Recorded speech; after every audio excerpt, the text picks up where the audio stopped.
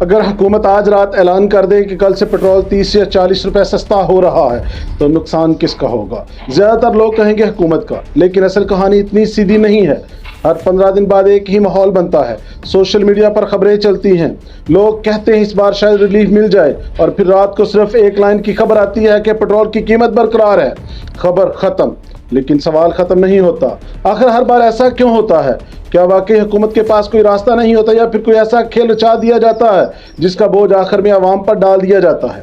آج یہی بات کریں گے۔ کوئی مشکل معاشی اصطلاحات نہیں، کوئی لمبی چوڑی تقریر نہیں، صرف سادہ زبان میں سمجھتے آخر پیٹرول سستا کیوں نہیں ہوتا۔ سب سے پہلے غلط فہمی کو دور کر لیجئے۔ ہم میں سے زیادہ تر لوگ یہ سمجھتے ہیں کہ اگر دنیا میں خام تیل سستا ہو جائے تو پاکستان میں بھی فوراً پیٹرول سستا ہو جانا چاہیے۔ بات سننے میں بالکل درست لگتی ہے، لیکن حقیقت یہ ہے کہ پاکستان میں پیٹرول کی قیمت صرف خام تیل سے طے نہیں ہوتی۔ اس میں ڈالر بھی آتا ہے، ٹیکس بھی آتے ہیں، پیٹرولیم لیوی بھی شامل ہوتی ہے، آئل کمپنی اور ڈیلرز کا مارجن بھی ہوتا ہے، اور آخر میں حکومت اپنا حساب کتاب بھی دیکھتی ہے۔ یہاں سے اصل سوال شروع ہوتا ہے کہ اگر دنیا میں تیل کی قیمتیں کم ہوئی تھی تو پھر عوام کو ریلیف کیوں نہیں ملا؟ اب ذرا حکومت کی طرف سے دی جانے والی دلیل بھی سن لیجئے۔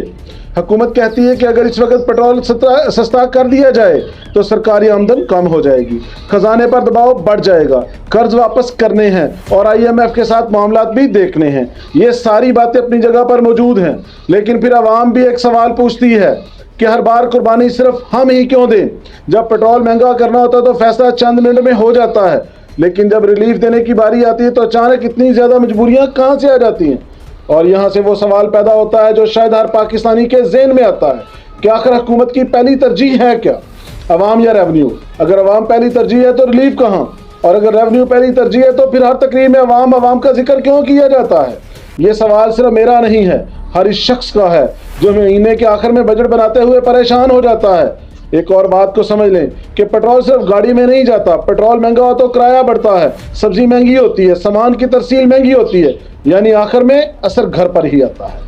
اسی لیے لوگ صرف پیٹرول کی قیمت نہیں دیکھتے، وہ اپنی پوری زندگی کا خرچ دیکھتے ہیں۔ اب فیصلہ آپ خود کریں۔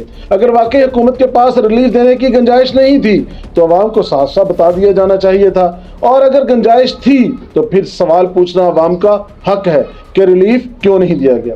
یہ ویڈیو کسی ایک جماعت کے حق یا مخالفت میں بالکل بھی نہیں ہے، بلکہ ایک عام پاکستانی کی آواز ہے۔